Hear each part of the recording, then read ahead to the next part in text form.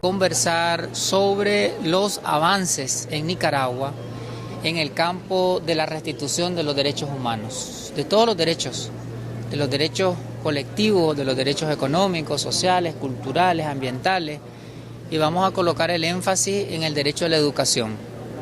Esa educación gratuita, de calidad, pertinente e incluyente que el Gobierno de Reconciliación y Unidad Nacional ha venido construyendo desde el año 2007 a la fecha. Esta conferencia va dirigida a la comunidad educativa, a las distintas facultades, escuelas que tiene esta universidad en diferentes disciplinas, en diferentes ramas.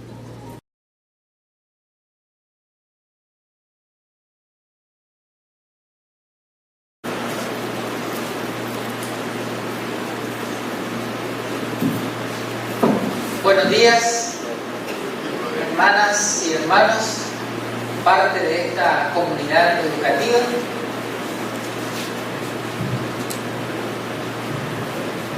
Muchas gracias.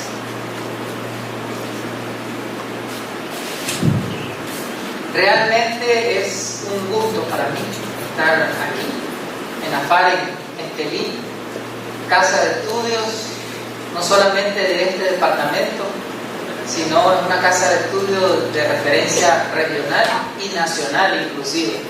Estudiantes de diferentes departamentos de Nicaragua vienen a estudiar a esta universidad, UNAM FARC Estelí.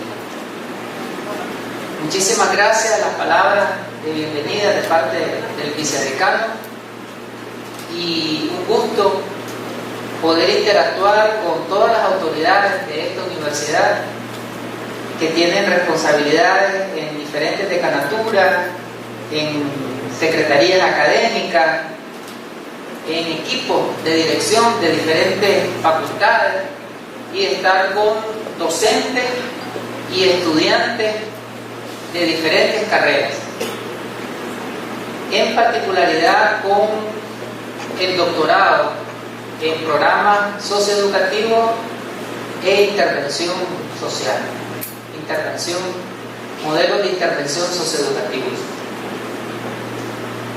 Se me ha solicitado que dialogue con ustedes sobre los avances en la restitución de los derechos humanos en Nicaragua, con énfasis en el derecho a la educación. En Nicaragua, en el año 2007, se inicia un proceso de transformación del país, un proceso de transformación multidimensional, a partir que asume el gobierno, el Frente Sandinista de Liberación Nacional, en la persona del comandante Daniel Ortega. Nicaragua empieza a tener cambios radicales en distintos campos, en distintos órdenes, y esos cambios, esas transformaciones están basadas en el paradigma de los derechos humanos. Derechos que están reconocidos en los tratados internacionales de derechos humanos y que están reconocidos en los cuerpos jurídicos que se han aprobado en Nicaragua, partiendo de la Constitución Política de la República y la legislación secundaria. En Nicaragua hemos construido, a partir del año 2007, un modelo de desarrollo humano y un modelo de restitución plena de los derechos humanos, porque el desarrollo y derechos humanos van tomados de la mano, tienen una relación indisoluble. En la medida en que se respetan los derechos humanos, hay desarrollo, y alcanzar niveles de desarrollo muestra cumplimiento, aplicación y restitución de los derechos humanos. Este modelo tiene referentes paradigmáticos, tiene documentos rectores orientadores.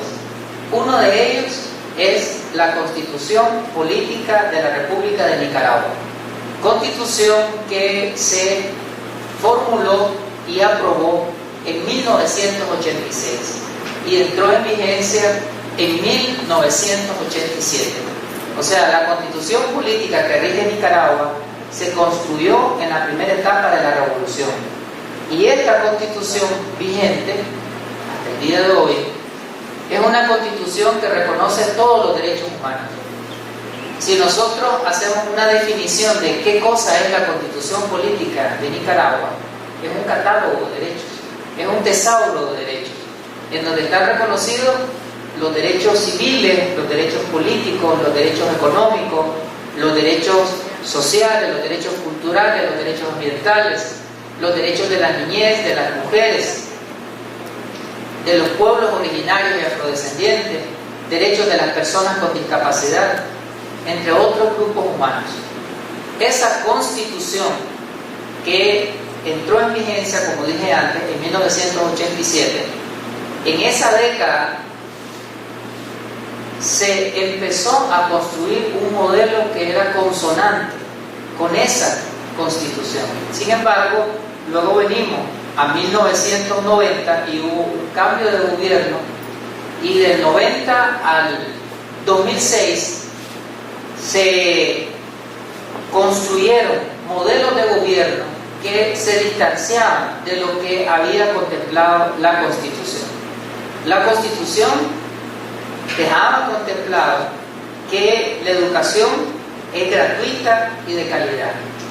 La Constitución dejó contemplado que el Estado tiene la obligación de crear programas en salud, programas preventivos, programas atencionales, programas en recuperación, programas en rehabilitación en la salud, que 3 gobiernos consecutivos no cumplieron. Es decir, toda esa construcción de derechos, todo ese reconocimiento expreso de derechos que establece la Constitución fueron obviados por los gobiernos que administraron la cosa pública en Nicaragua.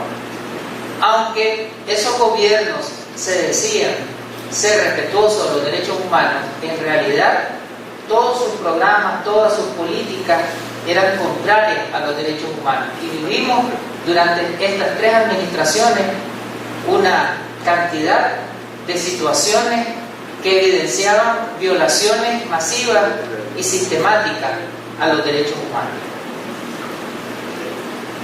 Los documentos rectores de los gobiernos en aquella época fueron 2.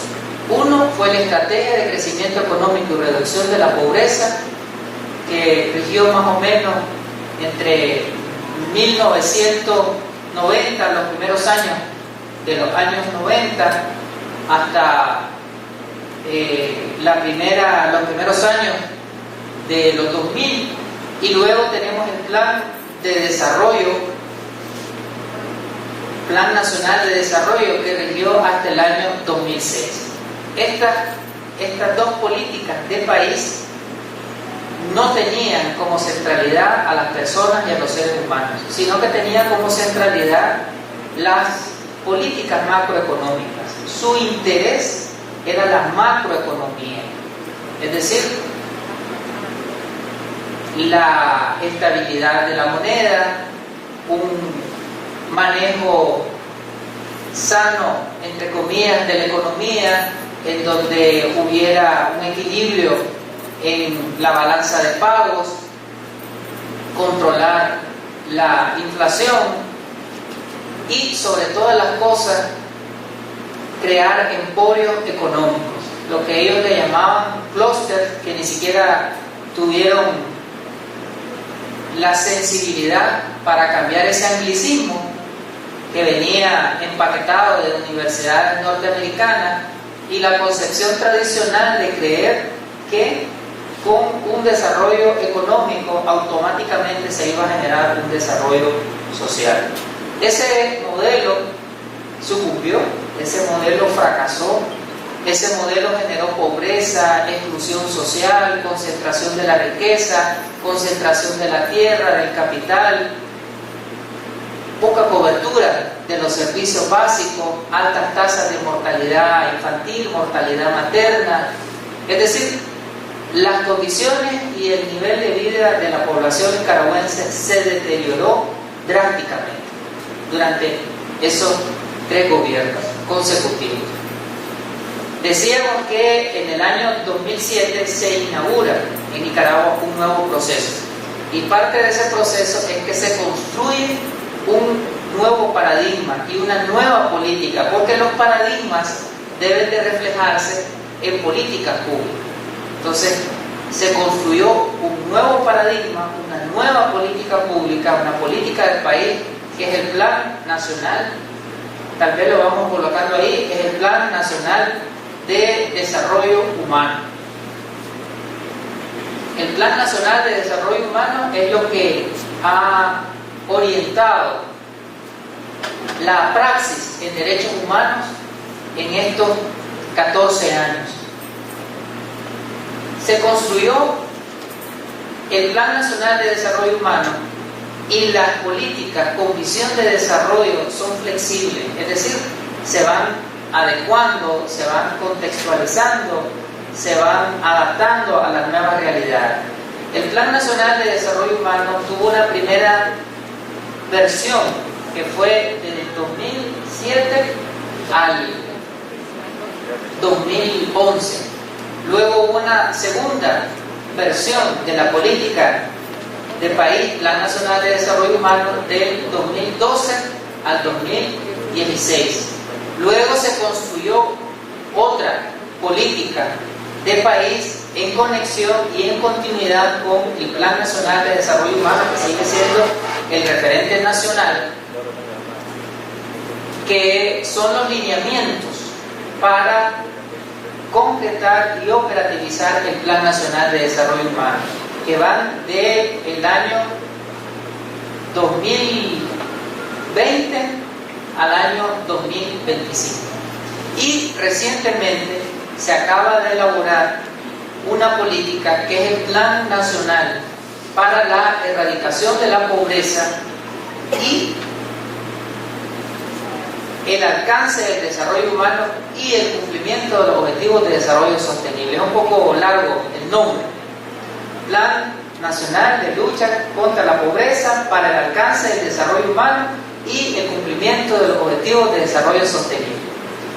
Esa es la última política del país, pero estos tres documentos rectores tenemos que verlos interconectados. Plan Nacional de Desarrollo Humano, lineamientos para el Plan de Desarrollo Humano y Plan Nacional de Lucha contra la Pobreza. Están articulados los tres, porque tienen una línea de continuidad no solamente temporal, sino una línea de continuidad en el enfoque. Esas tres políticas del país están entrelazadas, y quiero hacer énfasis en eso, están entrelazadas con la Constitución y con los tratados internacionales de derechos humanos. Estas políticas apuntan a un crecimiento económico, un crecimiento social con justicia. Apuntan a la reducción de la pobreza y de las desigualdades, a mejorar la ciencia, la tecnología, a potencializar las capacidades humanas en todas las dimensiones. En realidad, el Plan Nacional de Desarrollo Humano tiene una cantidad de líneas programáticas, porque como es o son estos tres documentos rectores, decíamos, tienen como fundamento los derechos humanos, todas las familias, todas las tipologías, todas las generaciones de derechos humanos. Entonces sus líneas de acción son múltiples. Tienen líneas de acción relacionadas a lo económico, a lo social, a la prevención de la violencia, aspectos culturales, aspectos sociales, aspectos ambientales, energéticos, climáticos, productivos, comerciales, industriales. Es decir, no hay un ámbito de la vida social, de la vida económica del país que no esté contemplado en estas tres políticas del país. Estas políticas del país no han quedado en grandes declaraciones discursivas ni en documentos fríos, a diferencia de los gobiernos anteriores que elaboraban políticas, elaboraban planes o programas. Sin embargo, quedaban en documentos fríos, que no se implementaba. Esa es una gran diferencia con estas políticas públicas que nosotros tenemos. Estas tres políticas se han venido implementando. Y uno de los mecanismos que ha posibilitado la aplicación de estas políticas es que el Estado de Nicaragua ha designado recursos económicos para que se puedan implementar. Por ejemplo, en los últimos años, entre el 50 y el 57, 58%, por ahí andaba, del presupuesto general de la República va destinado al desarrollo social. Es decir, rompimos con el paradigma de que para alcanzar desarrollo social había que alcanzar desarrollo económico. En esta política el planteamiento es: debe de haber simultáneamente desarrollo social, desarrollo económico, desarrollo cultural, desarrollo institucional, desarrollo político, simultáneamente. Entonces, en el presupuesto general de la República hay partidas presupuestarias para todas esas dimensiones. Pero la dimensión social es la que tiene una prioridad. Y el 21% del total del presupuesto general de la República va dirigido al área de la salud. El 20% del total del presupuesto general de la República va dirigido al área de la educación. Es decir, solo en educación y salud tenemos 41%. Luego le sumamos vivienda, le sumamos inversión para los servicios básicos y protección social. Eso llega más o menos a un poco más del 50%. Entonces, tenemos las políticas, pero también tenemos los recursos económicos para operativizar, para implementar, para hacer realidad esas políticas. Y un instrumental programático, es decir, no solamente están las líneas generales, sino programas que permitan hacer realidad esos documentos rectores. Hemos construido entonces en estos 14 años más de 40 programas socioeconómicos que hacen posible la implementación de las políticas del país. Estos programas socioeconómicos son conocidos por el pueblo, son conocidos por la comunidad educativa: el programa Hambre Cero, el programa Usura Cero, el programa Plan Techo, el programa Todos con Voz, el programa Proposam, el programa Crisol, el programa Calles para el Pueblo, el programa Amor, el programa Amor por los más chiquitos, el programa La Hoja de Ruta de Erradicación del Trabajo Infantil, etc. Son más de 40 programas socioeconómicos que le dan salida a estas políticas rectoras del país. La Constitución, más las políticas del país, más los programas, más los lineamientos municipales para territorializar y municipalizar los programas socioeconómicos que mencioné, han permitido mejorar los indicadores de derechos humanos y los indicadores de desarrollo en todos los campos. Comencemos con el campo de la salud. ¿Por qué? Pasemos todo eso, porque más o menos ya lo mencioné.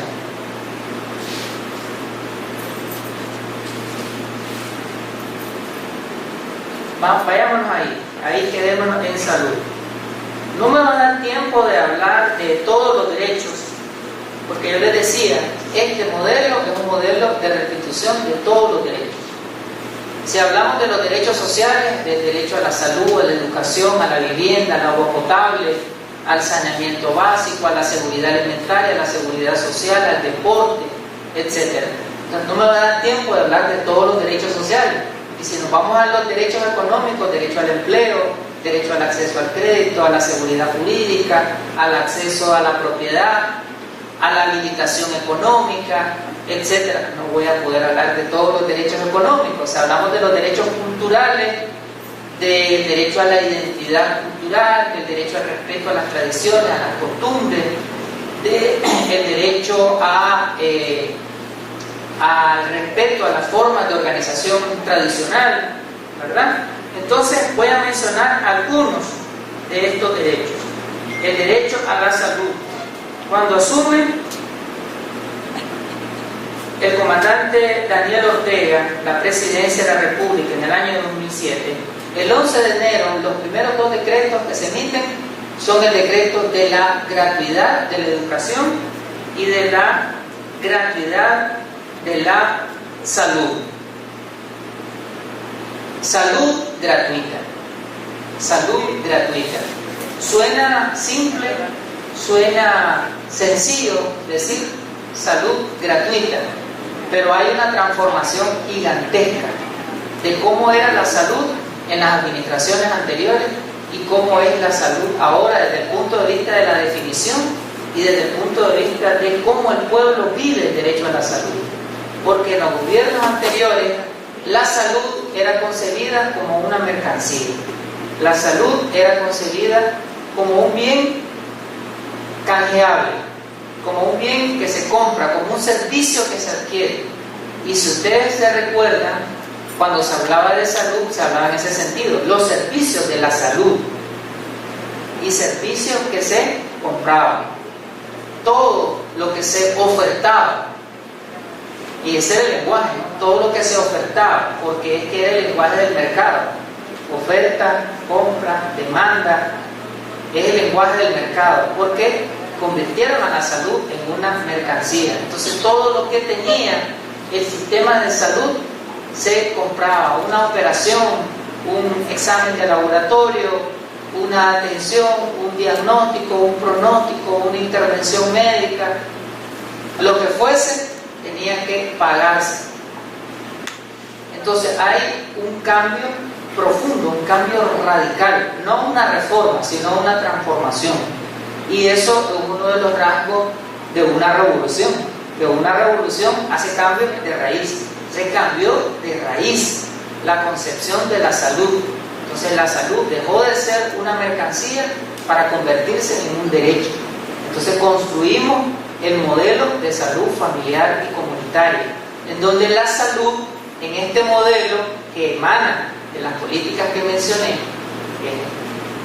la salud es concebida como un derecho universal, como un derecho accesible, como un derecho para todos, como un derecho sin discriminación, y la conceptualización de la salud gratuita derogó, sepultó para siempre todos los cobros que habían en el sistema de salud, y entonces las operaciones, las atenciones y todos los programas de prevención, atención, rehabilitación son gratuitos. Pero además de la gratuidad se ha avanzado en la calidad, además de la gratuidad se ha avanzado en la diversidad, se ha avanzado en la especialidad.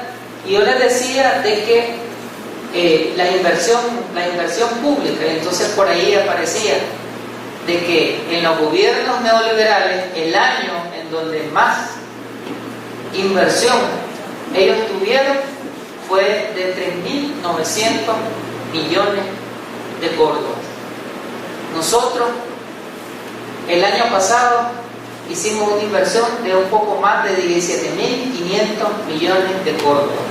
Es decir, hemos quintuplicado, en millones de córdobas, hemos quintuplicado los volúmenes de recursos económicos destinados para la salud. Y esos recursos económicos se pueden ver, se pueden palpar, ¿ya? Esos recursos económicos se han traducido en una infraestructura en salud. Una infraestructura en salud.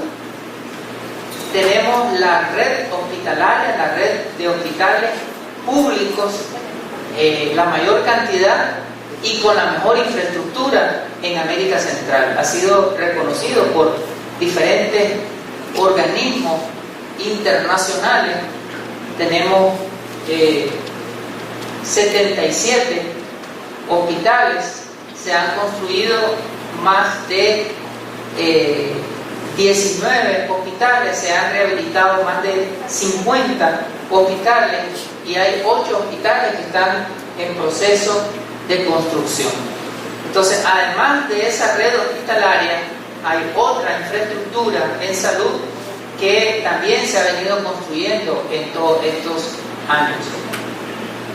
Casas maternas, se han construido más de 70 casas maternas en estos años, se han construido centros de salud, clínicas especializadas, hay una diversidad de clínicas que se han construido en estos años, clínicas para el manejo del dolor, clínicas para personas con enfermedades particulares, clínicas para personas con discapacidad, clínicas para personas adultas mayores, entre otras clínicas que se han venido construyendo en estos años.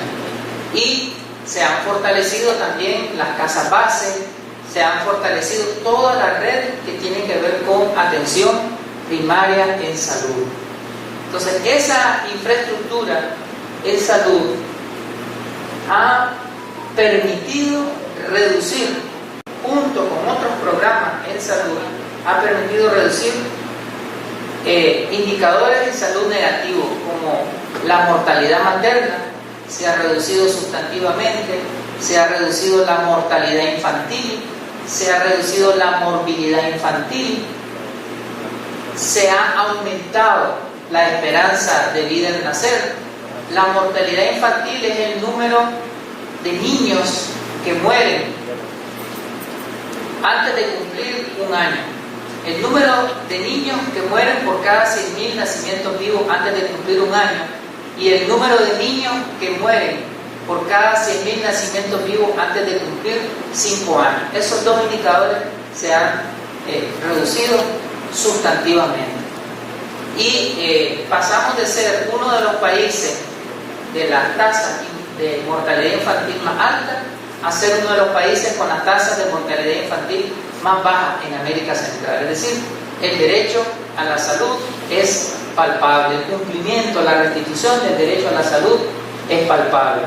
También podemos observar una red social, una red de participación, y en este doctorado en intervención social vamos a discutir mucho que la participación social es muy importante. El protagonismo social, el protagonismo de las colectividades es muy importante. Tenemos una red de participación social de miles de personas, de brigadistas de salud, de voluntarios de salud, que se involucran en las jornadas de limpieza, que participan en las jornadas de vacunación. Es decir, todos estos logros en salud no se han logrado alcanzar solo por los servidores públicos de la salud, por los médicos, por las enfermeras, sino que hay todo ese tejido social voluntario que participa de forma dinámica. Ahí se muestran algunos datos: 143 centros de salud, 1.333 puestos médicos distribuidos en todo el país, y ya tenemos como unas 80 clínicas, 80 unidades de clínicas móviles. Sí, pasamos.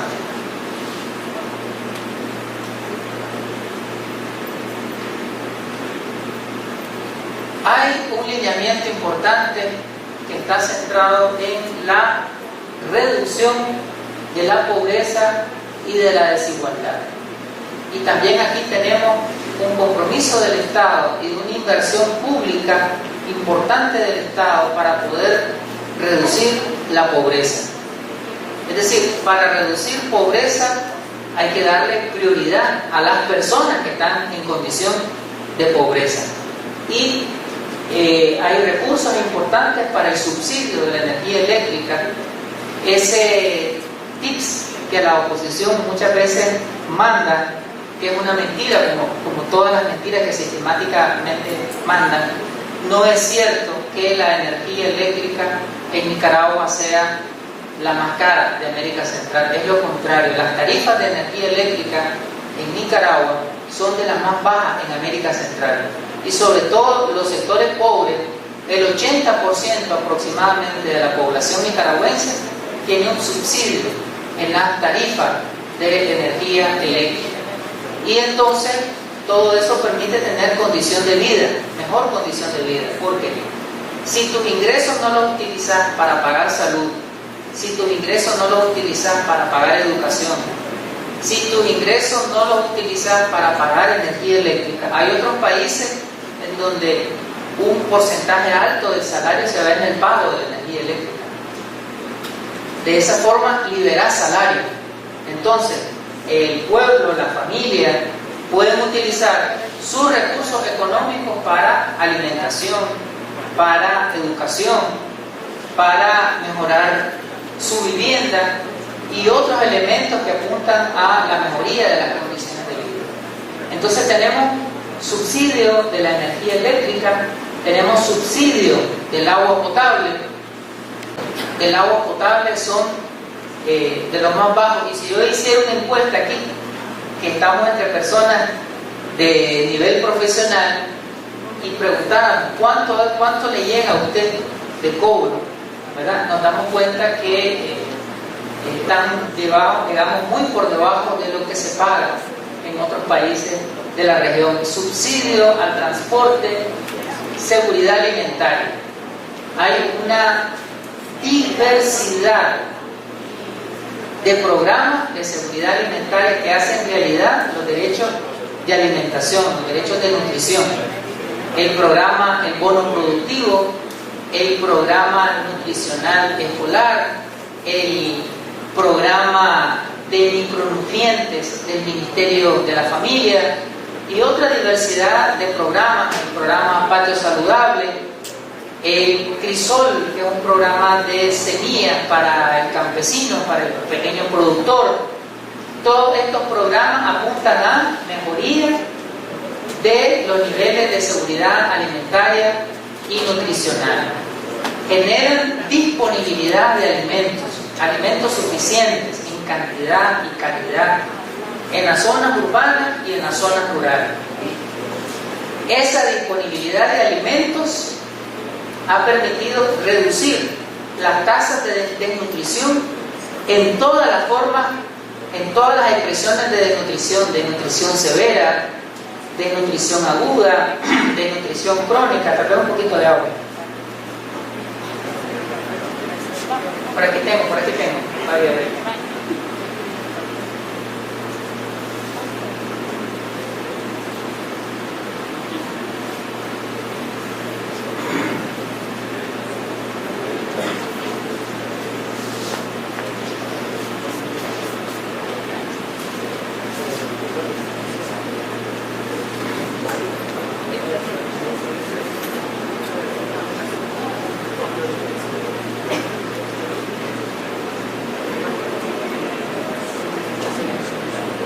La desnutrición, hay diferentes formas de medir desnutrición. Hay nutricionistas aquí en el auditorio.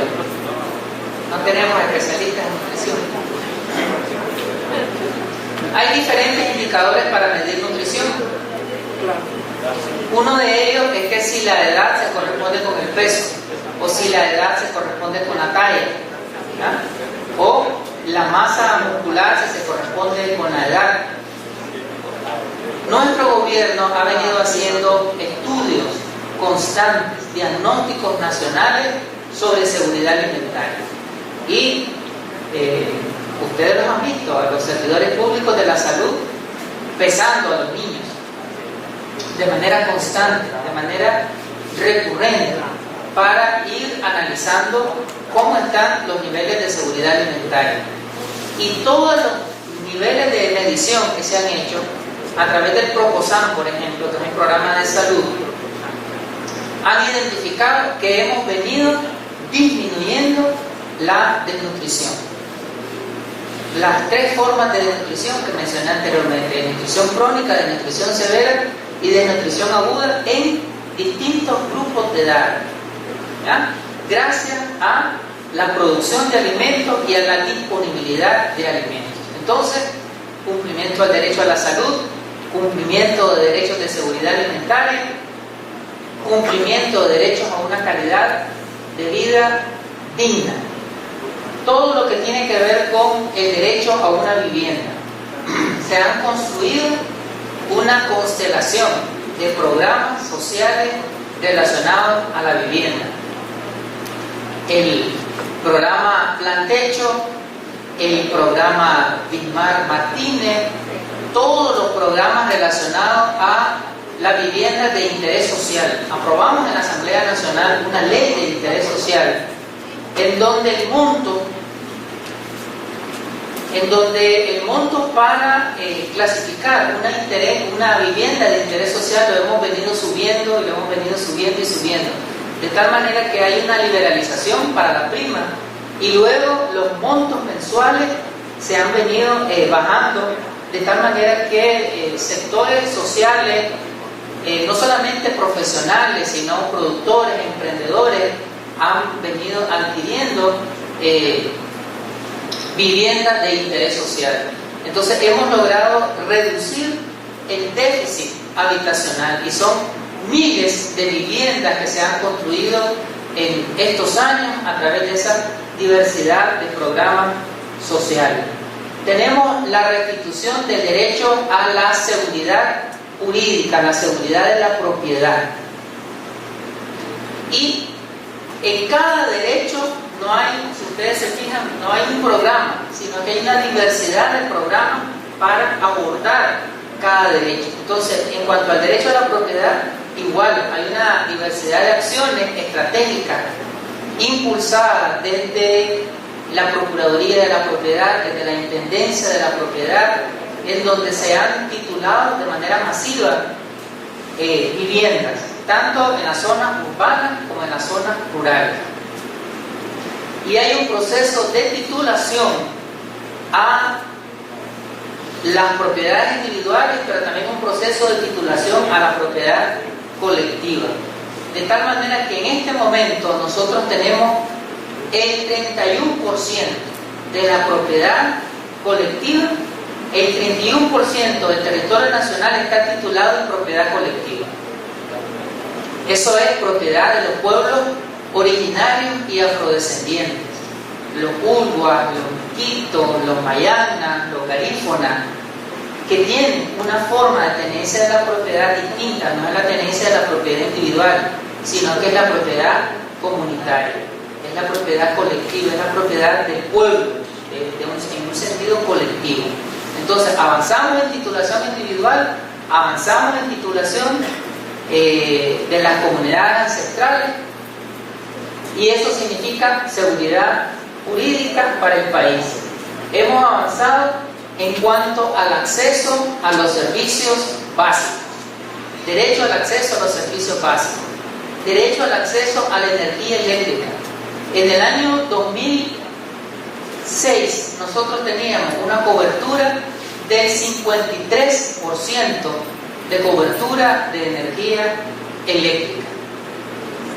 53%.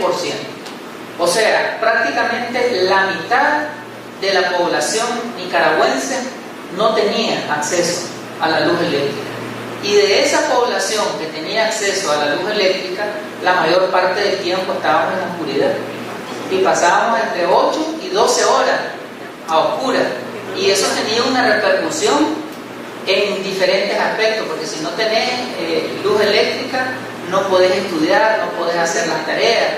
Si no tenés luz eléctrica, no podés tener tu pulpería, se descomponen, ¿no? Todos los víveres, los elementos para la vida que guardás en la refrigeradora o en la mantenedora. Hoy estamos en el 98% de cobertura de energía eléctrica. Es decir, estamos cerquita, nuestros ojos, Dios primero lo van a ver, una cobertura de 100% de energía eléctrica. Es decir, un país luz. Pocos países, no solamente en América Latina, sino que en el mundo, tienen una cobertura total de energía eléctrica y el derecho al acceso a la energía eléctrica.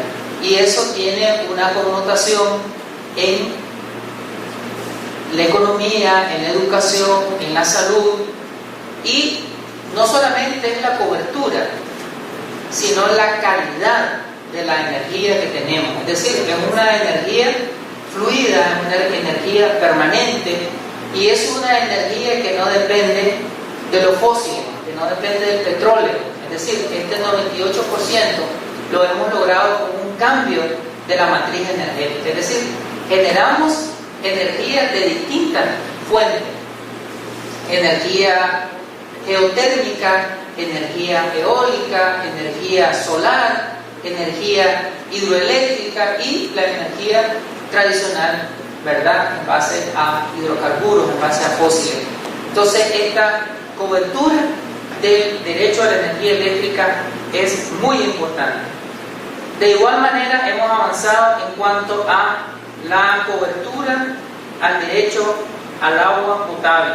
En el año 2007 nosotros teníamos un 65% de cobertura de agua potable en las zonas urbanas.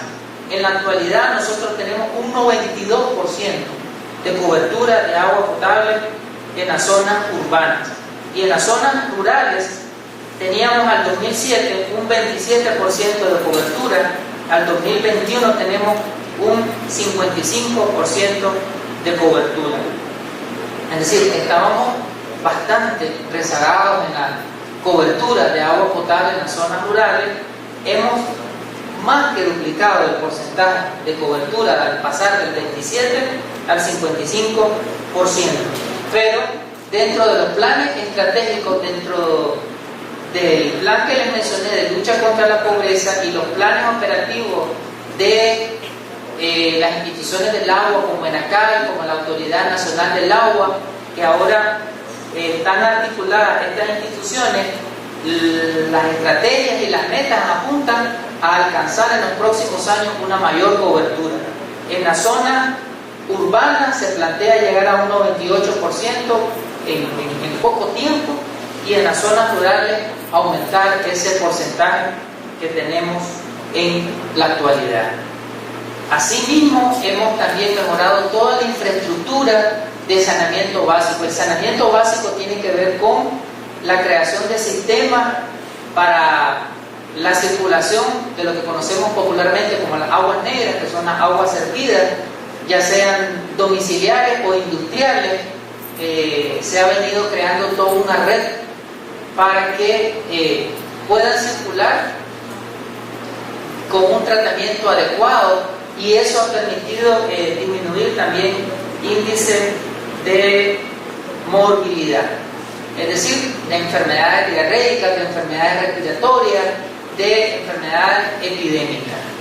Haciendo un resumen de lo que hemos dicho hasta el momento, las políticas públicas nacionales, los programas socioeconómicos han tenido un impacto concreto en hacer realidad el derecho a la salud, el derecho a una calidad de vida, el derecho al acceso a los servicios básicos, el derecho a la seguridad alimentaria. Voy a cerrar con el derecho a la educación.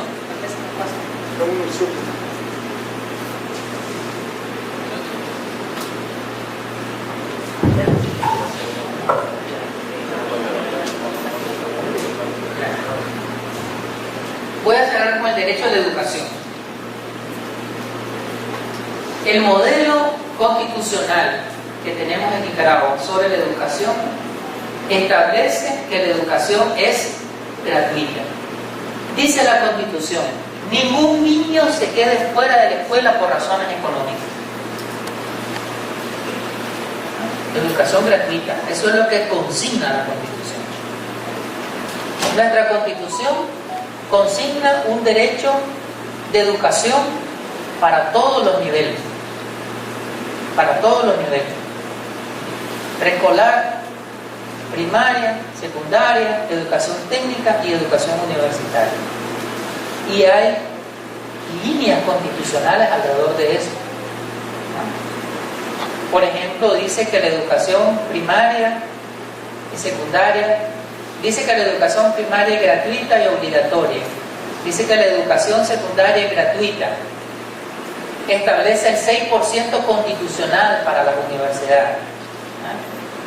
La Constitución nos habla de una educación crítica, de una educación conciencial, y dice que el Estado tiene la responsabilidad de crear un modelo de educación que tenga, que en la población, su gente educativa pueda tener esa conciencia crítica. entre otros postulados constitucionales. Sin embargo, las administraciones anteriores, y este ejercicio tenemos que hacerlo constantemente, el antes y el después, el antes y el hoy, tenemos que hacerlo todos los días, porque tenemos una memoria volátil, ¿verdad? Una memoria volátil. Y entonces tenemos que estar recordando cómo era antes la educación, cómo era antes hoy. Tenemos que recordar que antes se pagaba por la prematrícula, la matrícula, la mensualidad, la entrega de boletines, la entrega de certificados de nota para hacer los exámenes, ¿eh? La constancia, las ECOA, el día del maestro, el día del padre, el día de la madre, el día del niño. Así, todo, absolutamente todo, ¿verdad? Y si no, se pagaba, te ponían en una hoja, ¿no? En una hoja, en una lista humillante, denigrante, ¿no? En los murales, o los ponían en las entradas de las aulas, o los ponían en los murales escolares. Y sacaban a los chavales, leían la lista, y los que no habían pagado lo sacaban del aula, no hacían el examen. Era realmente humillante, ¿ya? Eso era violatorio total a los derechos de educación que está ahí en la Constitución. Ningún niño se quede fuera de la escuela por razones económicas, dice la Constitución. Dice la Constitución que la educación es una responsabilidad indeclinable del Estado. Es decir, que el Estado no le puede trasladar la responsabilidad de rectorear la educación a otro sujeto, a nadie, porque esa es su responsabilidad. Entonces, el modelo de ellos fue inconstitucional. Y tenemos que explicarlo casa a casa, comunidad a comunidad, y en todas las facultades, y en todas las maestrías, y en todos los doctorados. Tenemos que explicar que su modelo fue inconstitucional, que su modelo fue contrario a los derechos humanos, y que su modelo fue contrario al desarrollo, porque las metas que ellos tenían en educación era llegar al 4º grado. ¿Nos acordamos de eso? ¿Nos acordamos? No se nos ha olvidado, ¿verdad? ¿Eh? 4º grado, ¿ya? 4º grado. 4º grado era la máxima aspiración que tenían los gobiernos anteriores. ¿Por qué? Porque en su modelo no era un modelo de desarrollo humano. Su modelo era un modelo de reproducción del sistema capitalista, es decir, de tener una base social para que fuera a trabajar a sus empresas. Y para ir a trabajar a sus empresas solamente se necesita la manipulación, la maquiladora, ¿no? Las maquilas, las máquinas. Nuestro modelo es totalmente contrario, ¿ya? Nuestro modelo es de educación gratuita, 0 cobros, ¿ya? Primer decreto, 2 fueron los primeros decretos: gratuidad de la salud y gratuidad de la educación.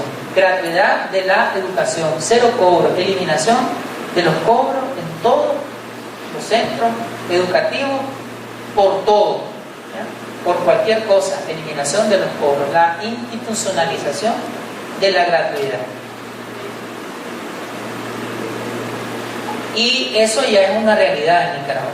Pero ahora ya no solamente estamos en el tema de la gratuidad, sino que estamos en el tema de la calidad, de la inclusividad, de la pertinencia, de la educación, en todos los sistemas educativos, en todos los niveles educativos que forman parte de un solo sistema educativo.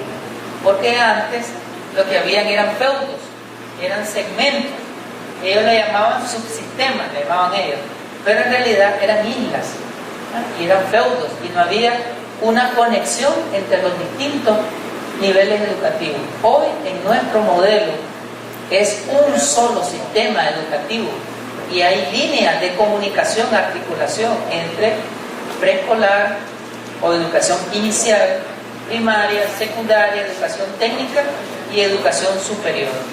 Entonces hemos dado un salto, y eso es tener educación de calidad, tener una educación sistémica, una educación sistémica.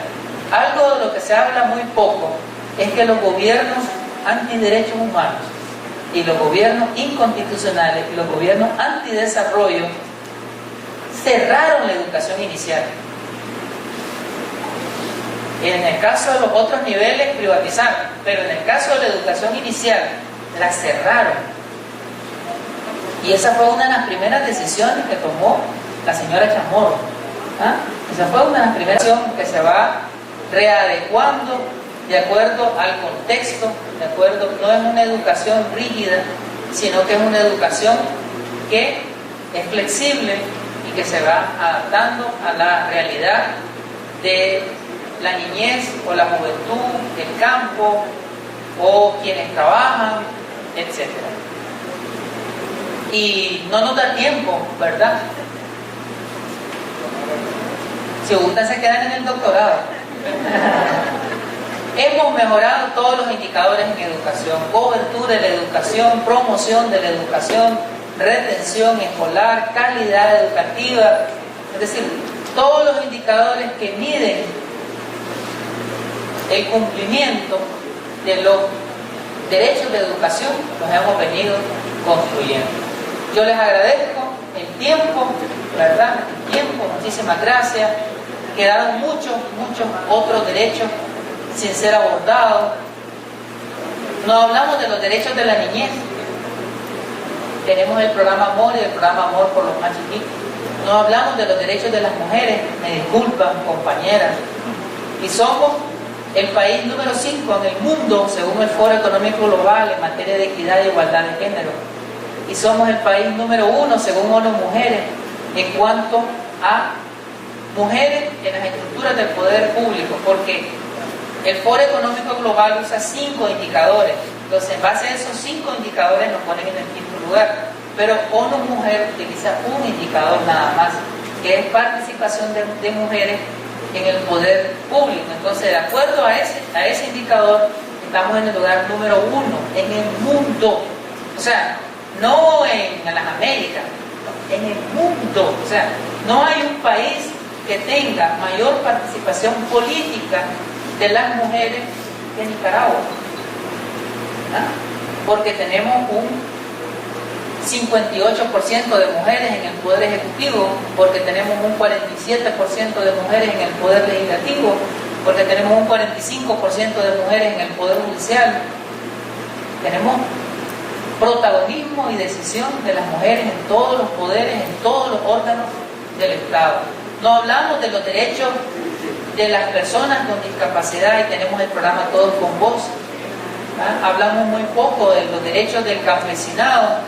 Ahí tenemos todo lo que está haciendo el MEFCA, el Ministerio de Economía, el Ministerio Cooperativo y Asociativo, todo el fomento a la producción desde el MEFCA y desde otras instituciones, todo el fomento al emprendedurismo rural y urbano. En fin, hay otra gran cantidad de derechos que no nos dio el tiempo de conversar, pero que vamos a continuar en el doctorado y vamos a continuar en otros espacios que podamos dialogar. De acuerdo al tiempo, de acuerdo al programa y a las compañeras que están facilitando, no sé si van a haber otras preguntas, pero estamos a su disposición. Muchas gracias, muchas gracias.